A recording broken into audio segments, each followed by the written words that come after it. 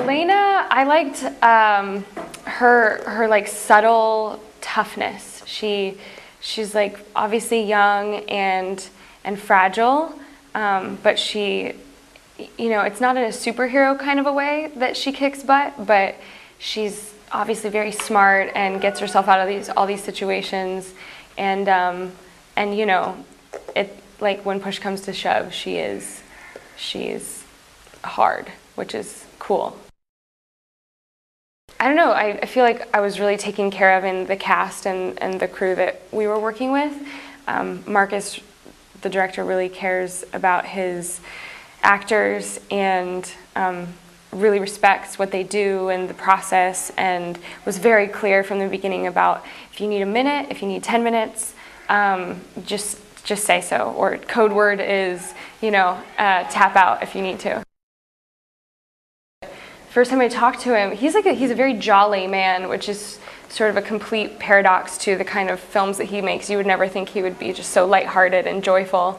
And I remember he left me this voicemail and said, Miss Fitzpatrick, this is Marcus Dunstan, and I gotta tell you, we are gonna scare the pants off of these people. And I remember sitting there listening to this and going, what? Like, what am I getting myself into? But it's like such a perfect example of sort of the complete paradox that this entire experience has been. It's been awesome. Josh, another gift in this whole process. He's obviously a very experienced actor. He didn't have to help or stand in any of the times that he did. But he was always there for an eye line. He was always there to talk to me before a scene. He's a real life tough guy, but like so much fun to be around all at the same time. So I had a ball with him, and then I respect him so much as an actor, but also as like off camera, the kind of person that he is, and the way he would treat everybody on set, and the reverence with which he took everyone's performance, not just his coverage. You know, there was always respect involved in the entire day, the entire scene, while being able to have a good time. I mean, it's a really hard balance, and you obviously can't. You have to give yourself a breather at some point during the day, but it's that intricate dance of being in the moment and being dedicated to what's happening and being dedicated to the other actors in the scene, and also just, you know, being able to take 10 minutes and chill out between a scene, which I don't know, like I don't even know that I've found that yet, and I don't know that a lot of actors have, but he's like flawless at it. I don't think Lee and I ever really discussed. I think the relationship between Lucello and Elena was very obvious from the scene that happens in the beginning of the movie. And there's a really beautiful opportunity when Lucello comes into the house and Elena's, or the torture lair, and Elena sees him for the first time, and it's the first time we've seen Elena as an adult or young adult with the same Lucello character, and I think it brings this like beautiful through line where you get to see their relationship again, and he's obviously very much a guardian and father figure, but also in that moment she sees her savior. Like, this person has literally saved her life before, and to be in a situation where she has just watched all of her friends die, seen some of the like most horrible things, she's broken, she's just pushing through on adrenaline and survival instinct, and then to see that person again and feel like she can let go for a minute, it was like a really beautiful opportunity to show fragility in Elena again. Randall's really fun. We were talking about how, you know, he's mostly done stunt work, and so he was really excited to be doing some acting, which I just think he did an incredible job. And watching him embody, you know, it's a different game with a mask on. It's no less work because you almost have to do more in order to convey what's going on behind those eyes. And you have to, he had a mask on, he had 2 sets of contacts. You know, he really had to invest in the body movement and just the twitch of the head, but you have to be complete all the way. And if somebody's faking that, you can tell even behind a mask. So it was really awesome to watch him become that. And he's also such a kind, jolly man that, to watch him like wield a blade is sort of hilarious and terrifying all at the same time. This isn't one of those films where you can, me as a person can say, well, I've been in that situation. Or, it's not one of those films where you've had personal experiences that you can put forth, I guess, into this performance. So, for me, it's pure imagination of what would it really be? You're stuck in one of these situations where you have this crazy maniacal person, sociopath that's just off his rocker. What would you do? And I don't think any of us can honestly answer that. It's what our interpretation of what's in our mind, what would happen.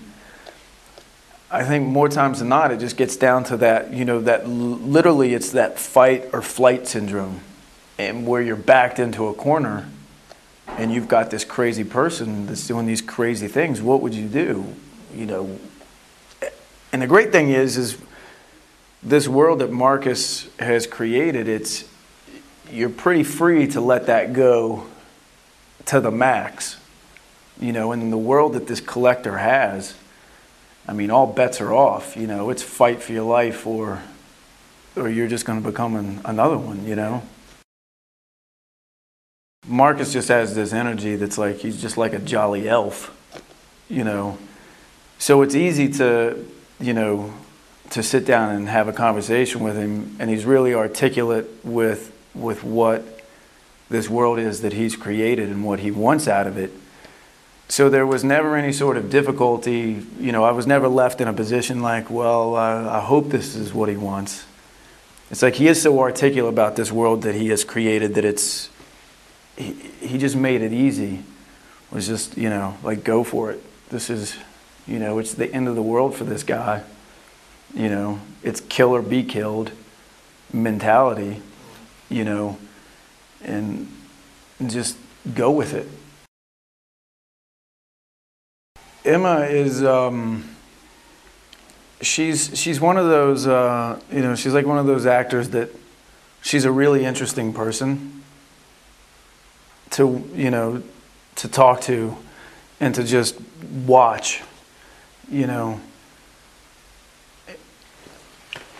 She just brings like sort of this, this innocence to the role, that just makes you, I don't know, it's like you just want to help her.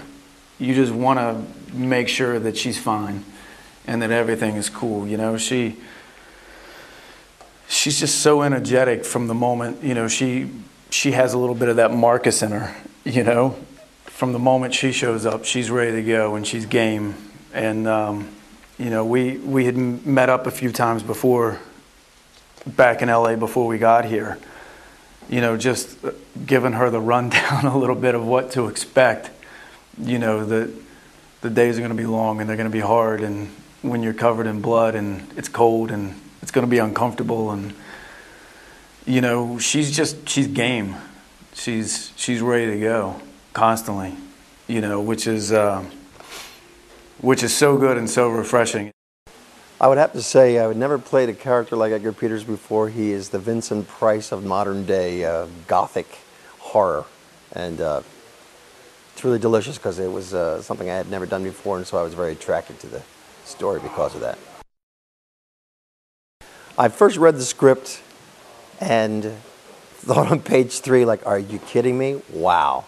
These kids go to this crazy event, and it turns, shall we say, bad for them, to put it mildly. And then I thought, if I get into the spirit of this thing's a roller coaster, what happens? So it sucks you in and takes you all the way through. I had just seen the first film, The Collector, on DVD, and I was blown away by the actual art form of making a really good horror flick.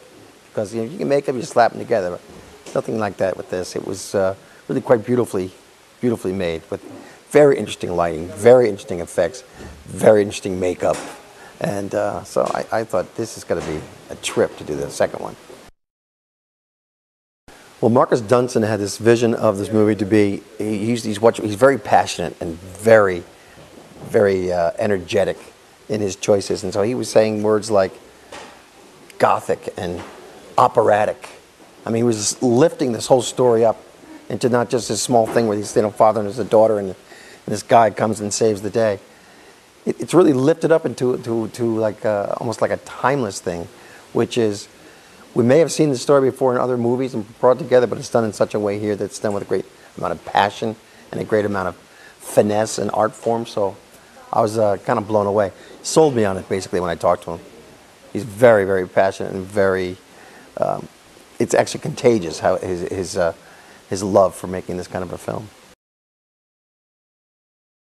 The Collector is sort of like the Freddy Krueger. He's the guy that he'll live on, hopefully, in many more films, because it's a kind of a bonding thing when you go to a movie that really scares you out of your seat, and you're almost doing this laughter just to release the fear that you have. That's the kind of thing that I think that horror films, guys that are really good at making this genre work, really aspire to. And that kind of a bonding thing that happens, like, oh my God, that was scary.